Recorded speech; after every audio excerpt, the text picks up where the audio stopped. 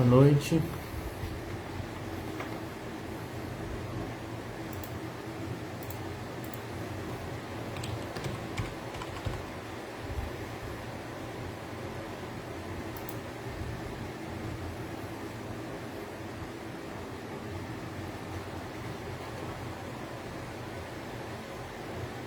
Bom,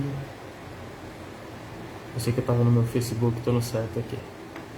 Boa noite, gente.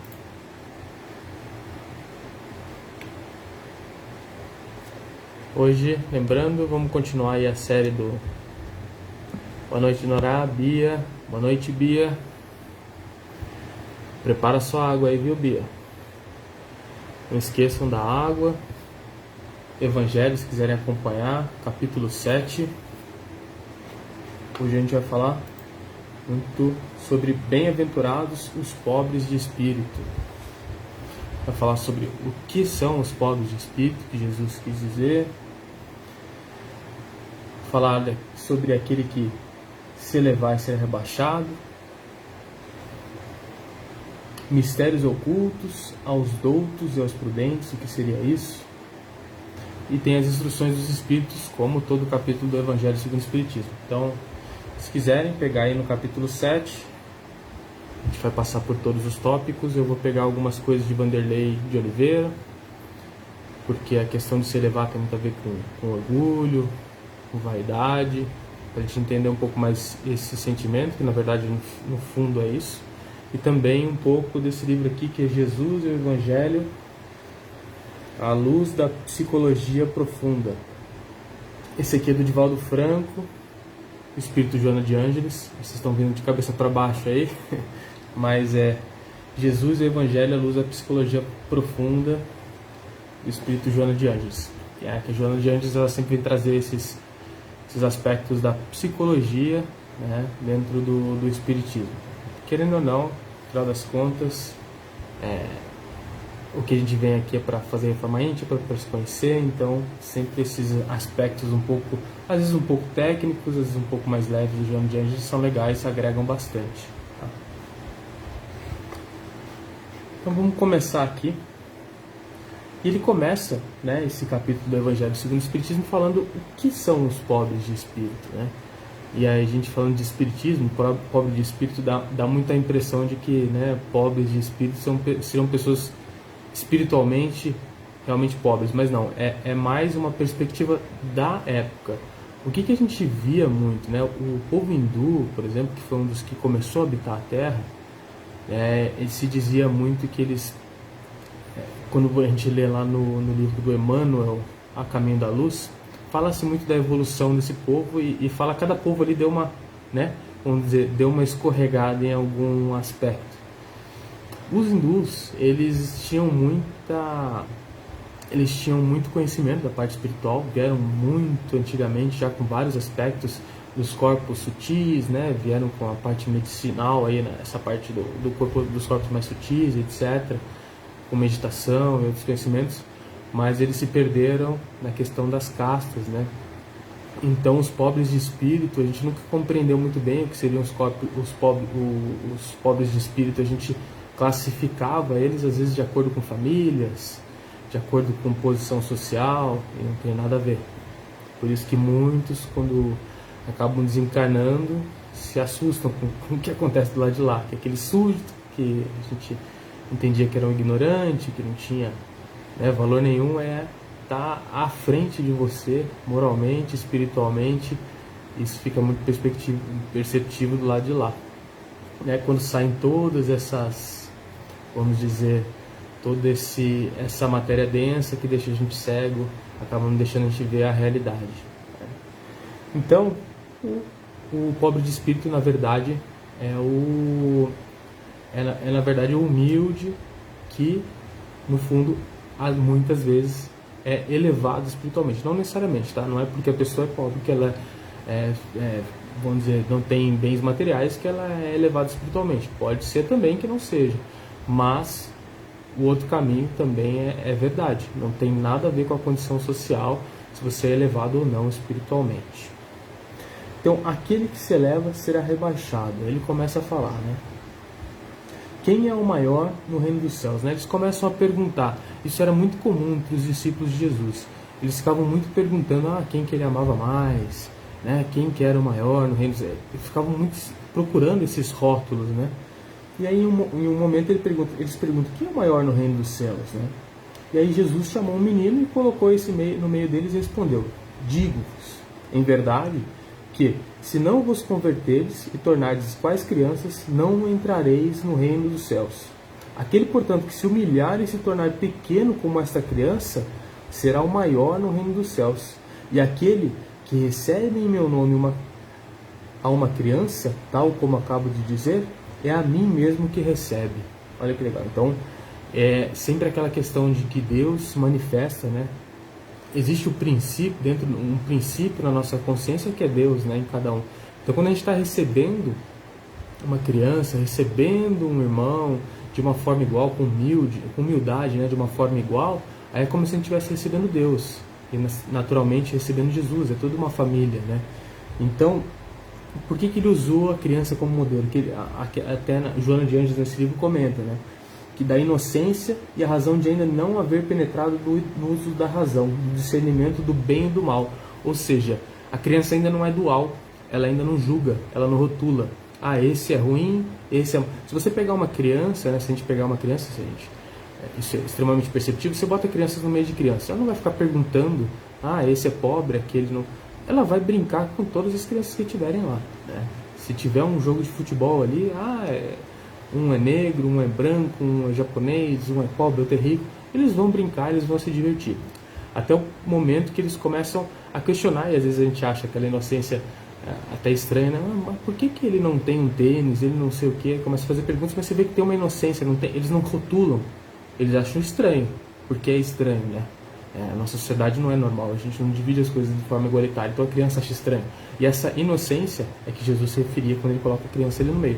Sabemos que tem um espírito que vem reencarnando, mas também tem uma condição que as crianças têm até os 7 anos, tá? André Luiz fala sobre isso, o homem velho, vamos dizer, vai passando por um processo de realmente reencarnar que vai durando, e a gente vê que até a adolescência existe ainda, né? Aí na adolescência isso fica bem claro, que existe um conflito. E isso às vezes também, um pouco mais nova, a criança quer dizer muito não, porque você está ensinando, e de repente um homem velho começa a vir, né, começa a entrar aqueles velhos hábitos, aquilo que ele já aprendeu, que ele tem como valores, e ele tende a querer desafiar os pais. Isso é natural. Então a gente tem que compreender esse processo, né? A gente está tentando auxiliar, mas ele tem que fazer o caminho dele, ele também tem as convicções dele, a gente tem que saber lidar com isso. E aí, ele dá mais 2 exemplos nessa parte, né? Que tem uma mãe que pede que esses 2 meus filhos tenham assento no teu reino, né? Que ela pede para um ficar do lado esquerdo e outro do lado direito. E aí Jesus fala sobre isso, né? Que você pode ficar do meu lado direito ou do meu lado esquerdo, mas quem tem que te aceitar é Deus. Ou seja, o que ele está falando nisso? Porque a gente às vezes quer se colocar, por exemplo, na sociedade, seja no centro espírita, no trabalho, etc., em posições, vamos dizer, que nos dão aquele status, né? Status que a gente considera na sociedade, de empoderamento e etc. E não é por aí. Aí no caso dele, ele fala, quem julga quem vai estar de um lado, quem vai estar do outro, é Deus, não sou eu. Então tem que ter a intenção correta de estar do lado dele. Isso que ele quis dizer.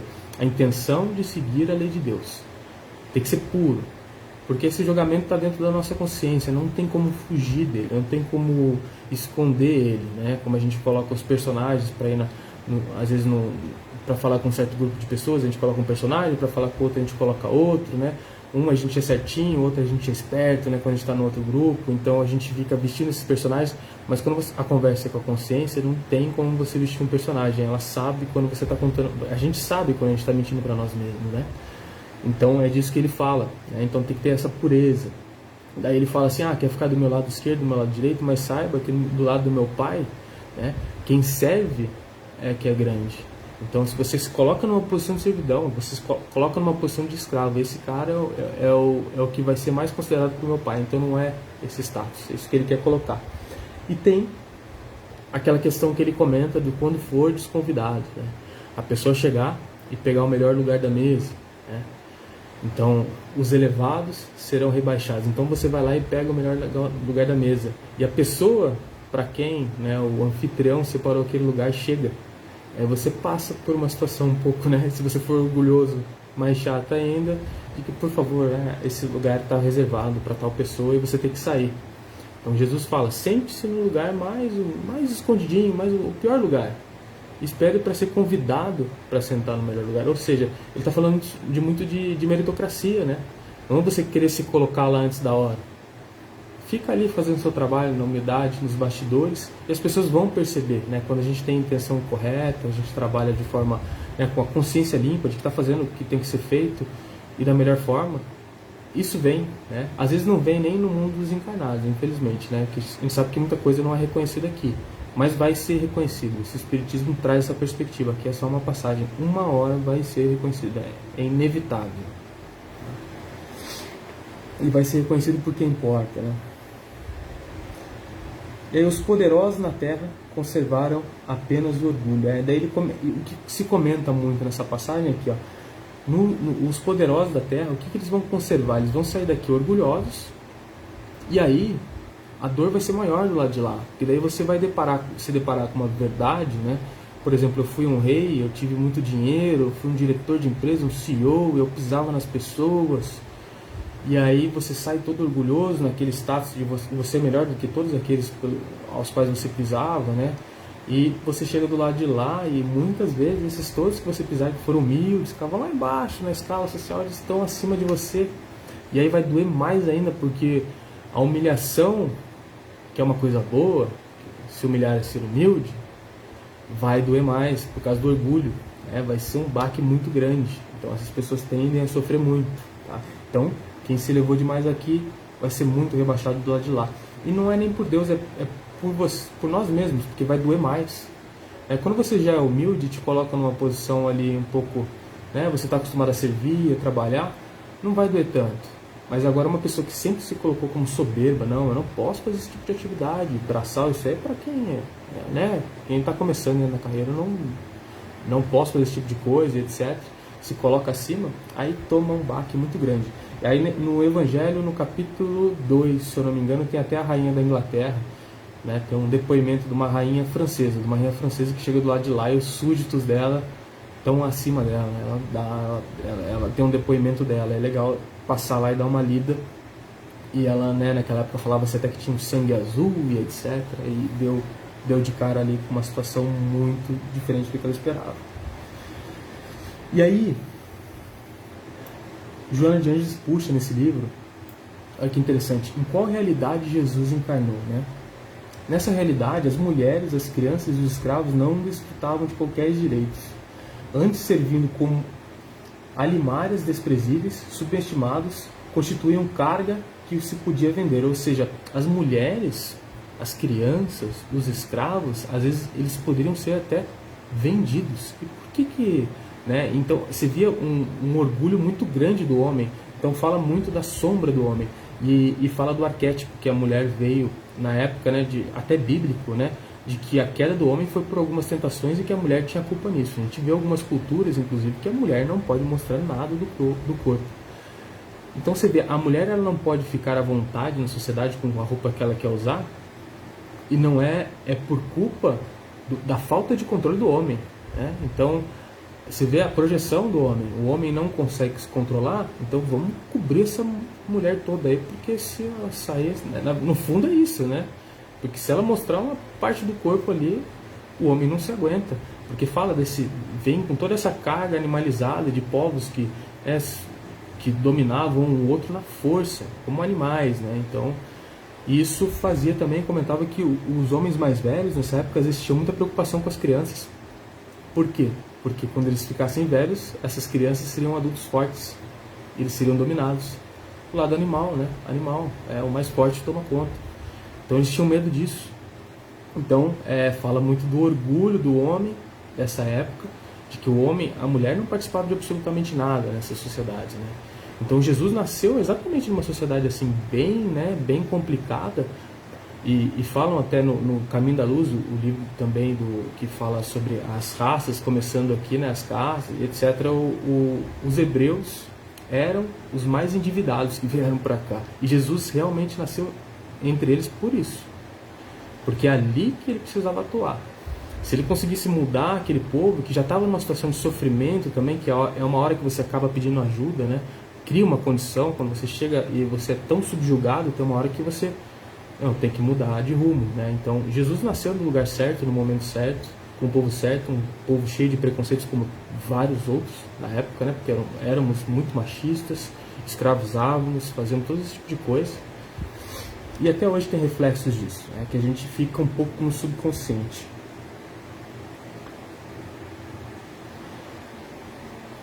E aí ela comenta dessa parte, então a gente veio muito, os homens, muito orgulhosos, com medo de enfrentar essa sombra, acabavam projetando tudo isso nas mulheres, nos escravos, né? Tentando se sentir superiores, historicamente. E aí fala os mistérios ocultos aos doutos e aos prudentes, né? Tem uma parte que fala o seguinte: graças te rendo, meu Pai, Senhor do céu e da terra, por haveres ocultado essas coisas aos doutos e aos prudentes, e por as teres revelado aos simples e aos pequenos. E aí vem aquela questão do que vale apresentar a luz para um cego, né?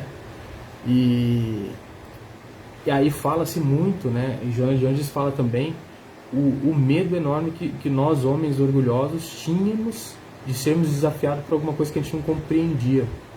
Então, a partir do momento que você tira, tanto que tentamos queimar pessoas por isso, né? Que a gente tira o homem do centro do universo, coloca Deus, né? Tira o planeta Terra do centro do universo, tira essa importância e começa a criar um Deus que existe e que cria as coisas que a gente não compreende. Isso soava como um desafio para os sábios, né? Os sábios entendiam que a explicação deles era a explicação para o mundo, né? Uma explicação prática, e eles nunca chegavam no final da explicação, mas tinha esse orgulho, tinha essa dificuldade, essa barreira.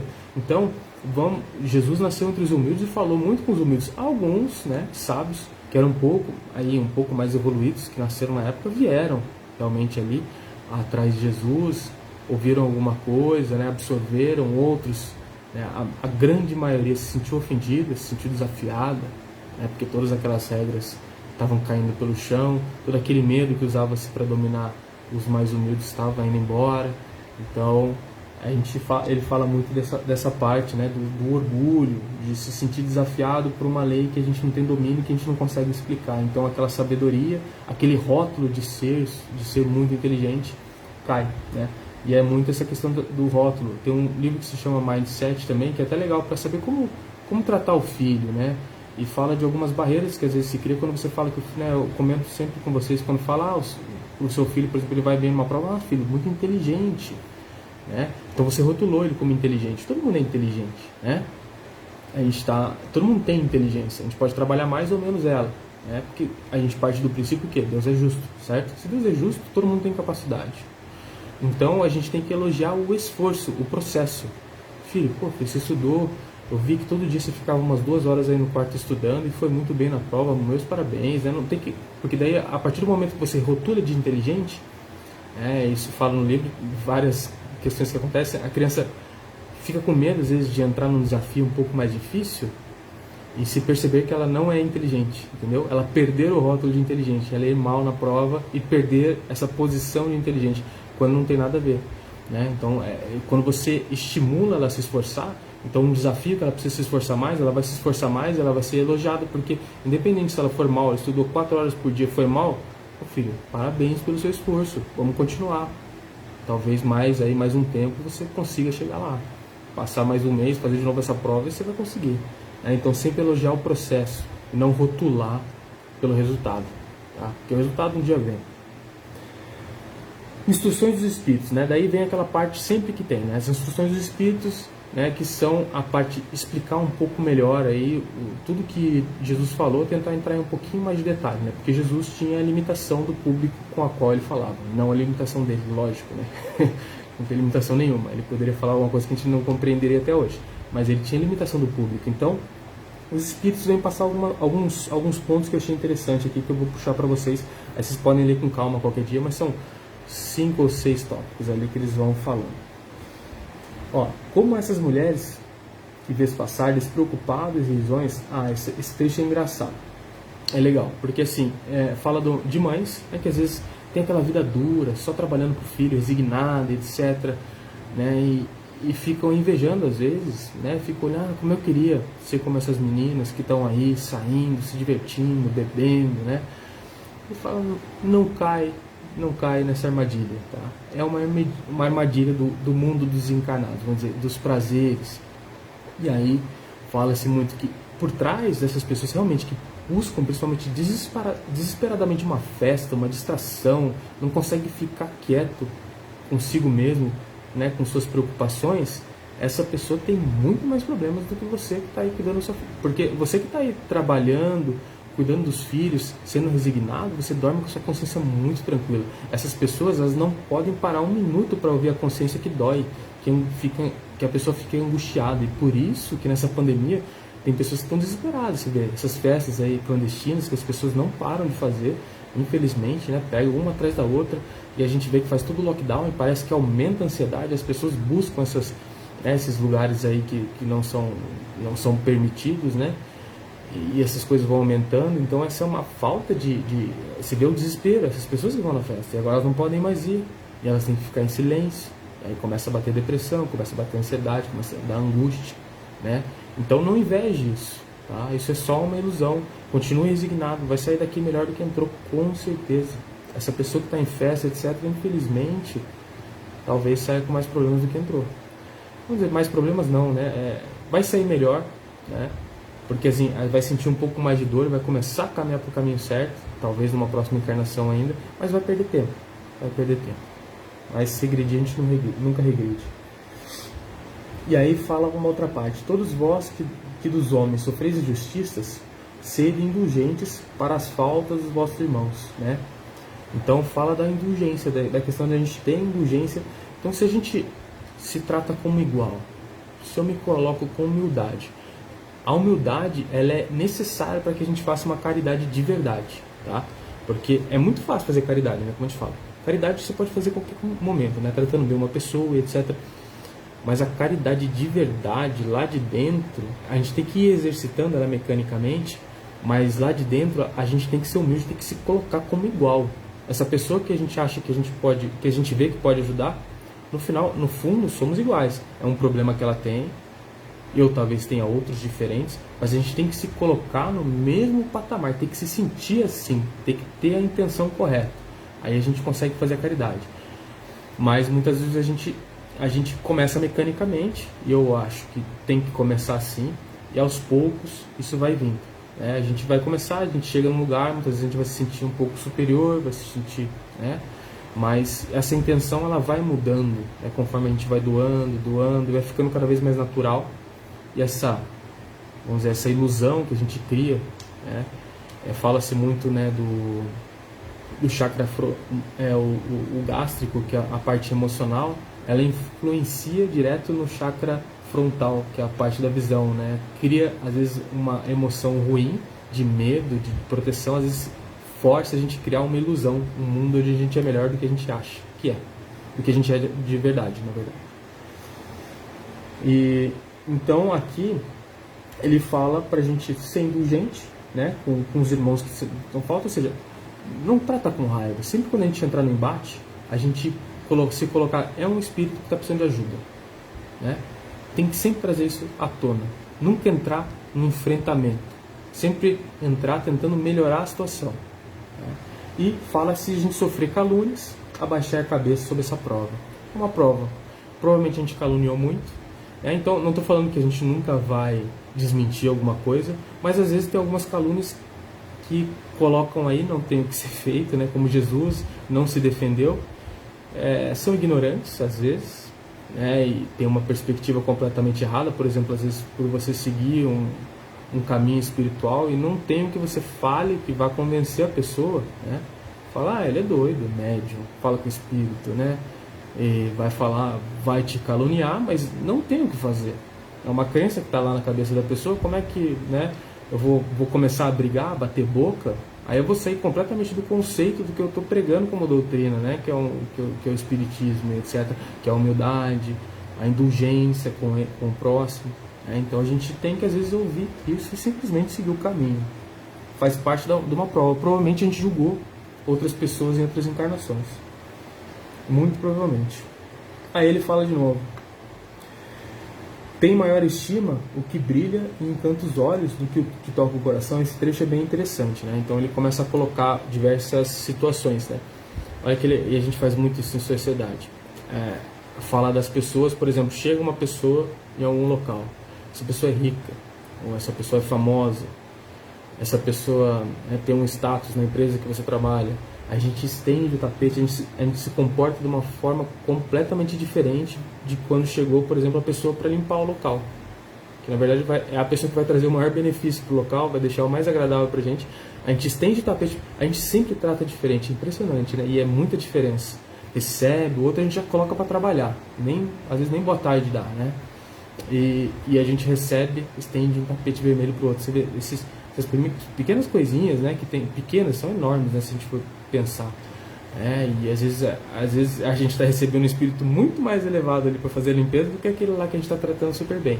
E mesmo se não fosse elevado, tinha que tratar bem do mesmo jeito, né? Mas você vê que isso é muito comum na sociedade, infelizmente.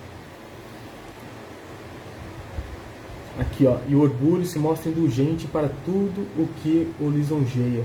Ou seja, quando somos orgulhosos e alguma coisa nos deixa lisonjeado, por exemplo, um elogio que não cabe, uma atitude, um valor diferente, mas que deixa a gente, vamos dizer, melhor ali nesse jogo que é, né, da sociedade de impressões, de status e etc., a gente aceita.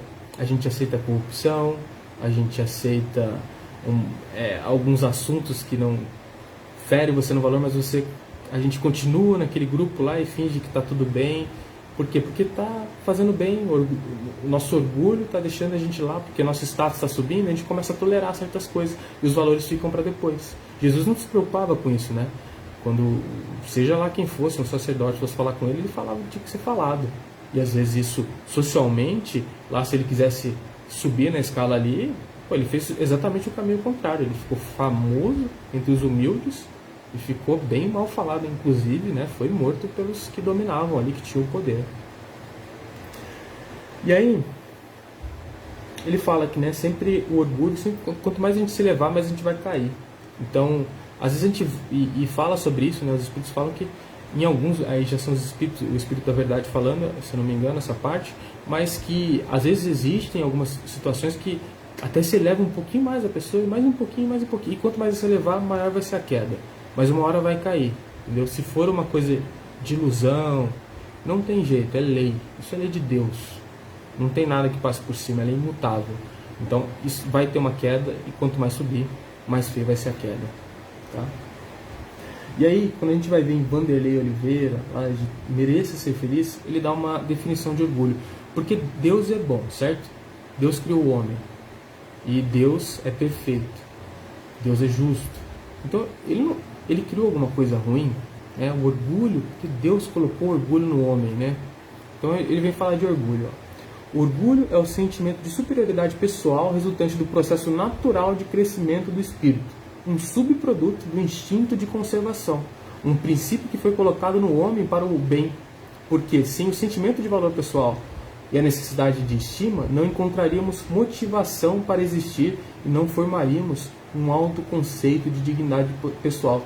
Ou seja, a vaidade, o orgulho, no nível adequado, isso te dá, se sente, né, feliz pelo caminho que você fez, pela conquista que você teve. O problema é quando a gente começa a se iludir, a gente quer se colocar nos patamares acima. E aí fala, ó, no livro dos Espíritos, fala de paixões no livro dos Espíritos, olha que legal, que complementa. Todas as paixões têm o seu princípio um sentimento, orgulho, sentimento, certo?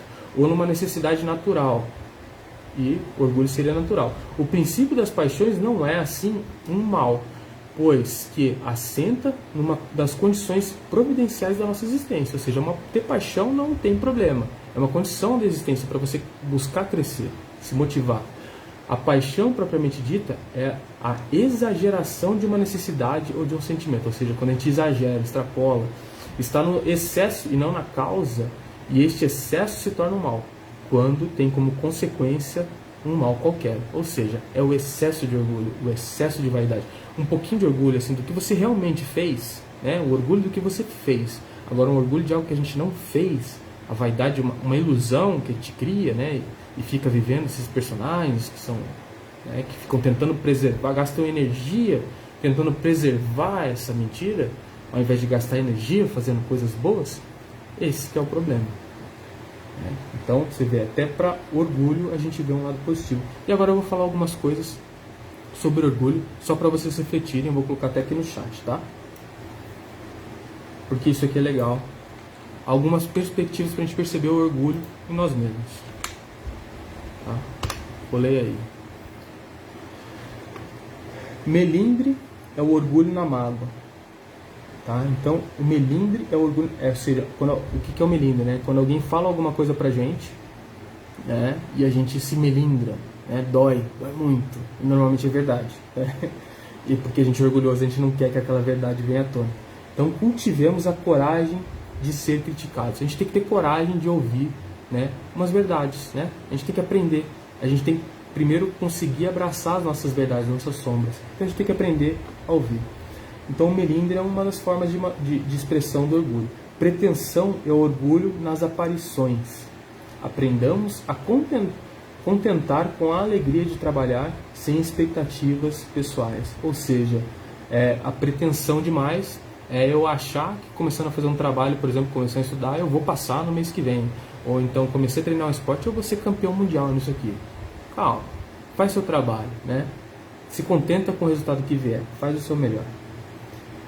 Presunção é o orgulho no saber. Tomemos por divisa que toda opinião deve ser escutada com o desejo de aprender, não debater, aprender, absorver. Preconceito é orgulho nas concepções. Habituemos a manter análises imparciais e flexíveis, sem preconceito, é o preconceito. Eu vou chegar, e aí vem de você ser um bom ouvinte, não ficar julgando enquanto a pessoa fala. Deixa entrar o que ela está falando, deixa chegar a mensagem, a forma que ela se sente, os movimentos do corpo. Você vai entender, a gente vai começar a conhecer melhor as pessoas. Então, sem preconceito. Indiferença é orgulho na sensibilidade. Ser indiferente ao outro. Adotemos a aceitação e respeito em todas as ocasiões de êxitos e insucessos alheios. Ou seja, a gente tem que ter essa empatia com o outro. Desprezo é o orgulho no entendimento. Acostumemos a pensar que para Deus tudo tem valor, mesmo que por agora não compreendamos. Ou seja, sem desprezar o próximo, sem desprezar alguma situação, porque tudo tem utilidade na nossa caminhada. As dores, o sucesso. Personalismo é o orgulho centrado no eu. Eduquemos a abnegação nas atitudes, ou seja, ser abnegado. Não querer colocar, fui eu, Daniel, que fiz tal coisa. Não, a gente trabalha, tanto que a gente vê pelos espíritos, eles não se identificam. Quanto mais elevados, mais difícil a identificação. Tem muita mensagem de espírito extremamente elevado que não veio com identificação nenhuma. Não interessa, o que interessa é a mensagem. Vaidade é o orgulho de que se imagina ser. Procuremos conhecer a nós mesmos e ter coragem para aceitar-nos tais quais somos, fazendo o melhor que pudermos na melhoria pessoal, ou seja, sem vaidade. Vamos ser mais realistas. Inveja é orgulho perante as vitórias alheias. Admitamos que temos esse sentimento e o enfrentemos com dignidade e humildade. A falsa modéstia é o orgulho da humildade artificial. Isso aqui é muito ruim, Esforcemos pela simplicidade que vem da alma, sem querer impressionar. Isso é difícil de desenvolver, Tem que tornar natural, trabalhar essa humildade.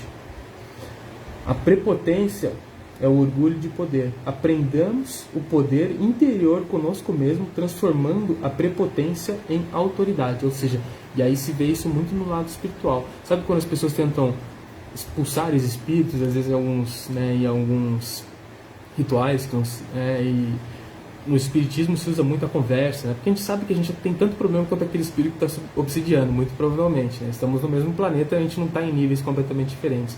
Então, às vezes, moralmente, alguém tenta se impor, para o espírito sair desse corpo. O espírito ri, porque ele sabe de todas as condições.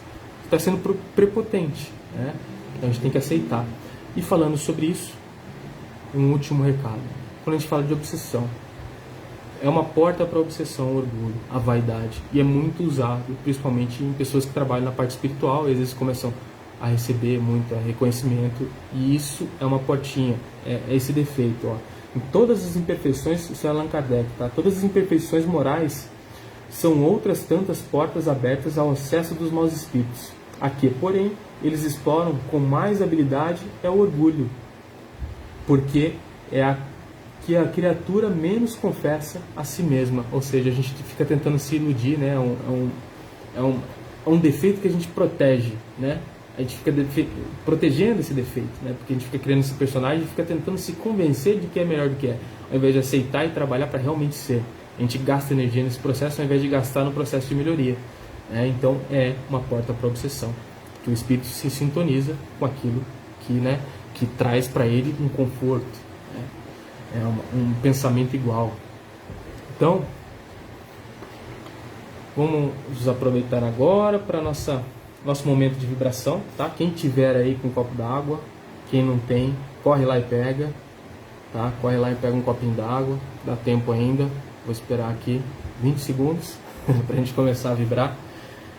E vou pedir para quem já está aí com o seu copo d'água, ir sentando, relaxando aí na cadeira, no sofá, ficando numa posição confortável.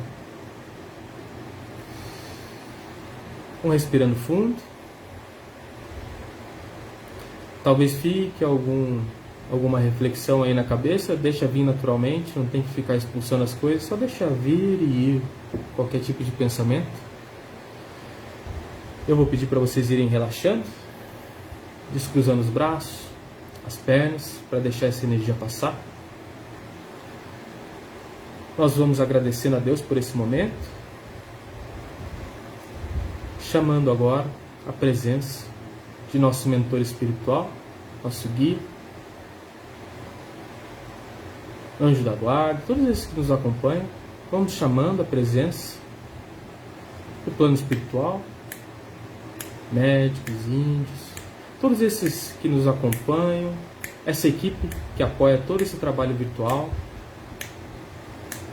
que vem observando a casa de cada um, atendendo cada nome que vocês mandam. Nós vamos aqui nos acalmando, relaxando nossos corpos. Eu vou pedir para vocês ficarem muito atentos no topo de suas cabeças, porque agora vem do alto essa energia que é canalizada pelo seu mentor espiritual e desce sobre o coronário de cada um de vocês. Vai descendo, atingindo ali a base da coluna.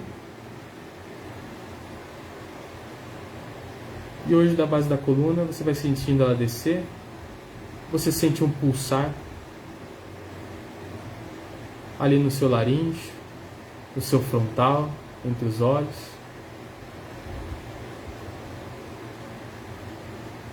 Essa energia vai descendo mais um pouco. E você sente uma pulsar ali também, na frente do seu cardíaco, na frente do seu gástrico. Vai sentindo esse calor na coluna, que vai descendo mais um pouco. E você sente pulsar o seu esplênico. O esplênico é ali do lado esquerdo do seu corpo, ali no baço.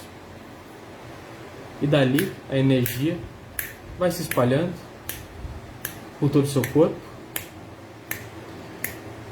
Todos esses acúmulos emocionais, algum estresse, alguma raiva, alguma ansiedade, alguma mágoa, vai sendo desfeito. A gente vai botando essa energia para circular. Vai para os braços, pernas, vai tudo sendo desfeito, com a parte emocional tratada, vai se expandindo essa energia. Agora que você está com a sua mente limpa, seu campo mental, formas, miasmas, pensamentos, vai tudo sendo desfeito. Você vai se sentindo leve, vai se sentindo agradecido por essa bênção, por esse momento. Enquanto vocês vão recebendo aí o passe, Eu vou cuidando da casa de cada um. Vamos mentalizando uma plataforma de aço no piso em 1, 2, 3. As laterais sobem aço em 1, 2, 3. Uma cúpula de aço fechando essa construção em 1, 2, 3. Portas e janelas vão sendo lavadas com água crística. Vento solar vai entrando, vai limpando formas, miasmas, pensamentos. Vamos explodindo uma luz na casa de vocês. Vai entrando, sala, cozinha, banheiros, quartos, despensa. Cada cantinho dessa casa vai sendo limpo. Vai mentalizando ali, para quem não tem, mas já vai plasmando aí um Evangelho segundo o Espiritismo, um local adequado, onde você possa fazer uma leitura tranquila, uma elevação.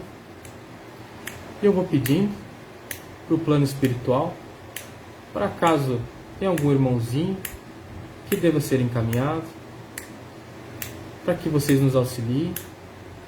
A gente vai fazendo uma força mental para encaminhar eles para o farol de Ismael em 1, 2, 3, 4, 5, 6, 7. Graças a Deus. Aí eles vão recebendo comida, vão recebendo água, vão sendo colocados em macas, vão sendo tratados. Enquanto isso, vamos agradecer por isso que recebemos e vamos expandindo essa energia que vai tomando conta no tempo de um pensamento impulsionado por um sentimento de amor, de caridade. Essa energia vai tomando conta de todo o nosso bairro. Nós vamos nos encontrando aí em focos de luz, tomando conta de toda essa cidade, de todo esse país. Essa luz dourada que vai tomando conta de outros países, continentes. E eu vou pedir para você visualizar lá do alto esse globo todo tomado por essa luz dourada. E caso veja algum ponto um pouco escuro, mentalize e fortaleça essa luz dourada nesse ponto. Vamos aproveitando essa elevação de sentimentos, de pensamentos. Vamos cumprimentando esses seres de escala crística. Vamos cumprimentando o nosso Pai Jesus, a nossa Mãe Maria. Pedir para que eles nos acompanhem nessa vibração. Que em primeiro lugar é para que essa vacina seja distribuída o mais rápido possível. Essa vibração é sempre de amor. O egoísmo, o medo já está no coração daqueles que embaraçam, que enrolam, que atrasam. Então vão vibrando amor para que esses interesses políticos, econômicos, financeiros sejam deixados de lado e que ela se distribua o mais rápido possível, evitando o máximo de mortes. Vamos vibrando por todos os países, em especial por aqueles em dificuldade, aqueles que ficam esquecidos, sempre lembrando, aqueles da África, alguns da Ásia que nem aparecem em noticiário nenhum, não aparecem em estatísticas. Vamos vibrando pelos reinos mineral, vegetal e animal, que são a base para a vida nesse planeta, que a gente acaba deixando em segundo plano. Vamos vibrando por nosso país, pelas pessoas que comandam, que tomam decisões referentes à saúde, à segurança, para que tenham sabedoria, para que sejam bem intuídos. Vamos vibrando por todos que estão em leito de hospital. Vamos vibrando em especial para os que precisam de um leito e não têm. Vamos vibrando por todos que estão aí na linha de frente, seja na parte de limpeza, segurança, saúde, todas essas equipes aí que estão se arriscando. Vamos vibrando por todas as instituições, essas que fazem caridade social, seja na parte religiosa, emocional, todos esses tipos de apoios que a gente tem sentido tanta necessidade nesse momento. Vamos vibrando em especial pela nossa casa bendita, Farol de Ismael, agradecendo ao nosso mentor de nosso país, Ismael, por esse espaço. Vamos vibrando por todos os trabalhadores, vibrando por todos os atendidos, os que estão na live, os que não estão. E eu vou vibrar em especial para algumas pessoas. Para Anne Aline Mendes, que está lá na Santa Casa. Receba todo o nosso carinho, todo o nosso apoio. Vamos vibrando pela Maria Tereza Soriguete, que ela faça, ela que fez a passagem, que seja muito bem recebida, com todo amor, com todo carinho. Vamos vibrando pelo Liberato Soriguete, que ainda tem suas lutas por aqui. Vamos vibrando por outro também, que vibramos tanto, fez a passagem, desencarnou, Diácono Marquese. Vibrando pelos familiares. Ele com certeza deve estar aliviado agora nesse momento, se foi resignado. Vamos vibrando pela Mariselma Lima Medeiros Cepinho, está lá no Hospital Alvorada, em Jacareí. Vamos vibrando também pela Aline Rafaele. Receba nossos melhores sentimentos, nossas melhores vibrações. Pelo Matheus Canassa dos Santos.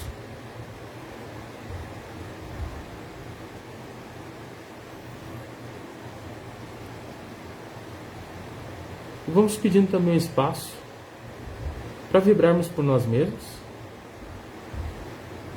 para que cada um aqui tenha seu momento de reflexão sozinho, antes de dormir, para que todos aqui mantenham as vibrações elevadas até a hora, né? A hora do sono, que às vezes a gente vai dar uma voltinha, sair um pouco desse corpo físico, para que seja para aprendizado, para que seja para crescimento, para trabalho. E agradecemos. Pai nosso que estás nos céus, santificado seja o vosso santo nome. Venha a nós o vosso reino, seja feita a vossa vontade, assim na terra como nos céus. O pão nosso de cada dia dai-nos hoje, Pai, põe-se do corpo e do Espírito. Perdoa as nossas dívidas, à medida em que nós perdoamos aqueles que nos têm ofendido. E não nos deixe, ó Pai, cairmos em tentação, mas livra-nos de todo mal. Porque vosso é o reino, o poder e a glória para todos sempre. Graças a Deus, assim seja. Boa noite, gente. Por nada, Roberto, é para isso que a gente veio.